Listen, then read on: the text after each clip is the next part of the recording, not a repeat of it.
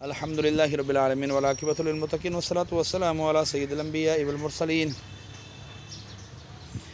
जज़ल्लाहु अन्ना सय्यदना व मौलाना मुहम्मदन सल्लल्लाहु तआला अलैहि व आलिहि वसल्लम मा हुवा सल्लल्लाहु व सल्लम अलैका या रसूलल्लाह अल्लाहुम्मा रब्बना आतिना फ़िद दुनिया हसना व फ़िल आख़िरति हसना व क़िना अज़ाबन नार व क़िना अज़ाबल क़ब्रि व क़िना अज़ाबल हश्र व क़िना अज़ाबल मीज़ान।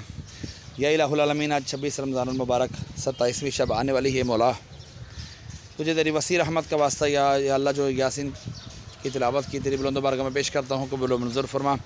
इसका अजर व सवाब तो अपने शय नशान अता फरमा, जो तूने सवाब अता फरमाया तेरे महबूब सल्लल्लाहु अलैहि वसल्लम के वसीले से हज़रत आदम अलैहिस्सलाम से लेकर आज तक और आज से लेकर क़यामत तक के मुस्लिमीन मुस्लिमा मोमिनीन मोमिनात की अरवाहों को दर्जा बदर्जा इसका सवाब पेश करता हूँ, कबूल व मंजूर फरमा।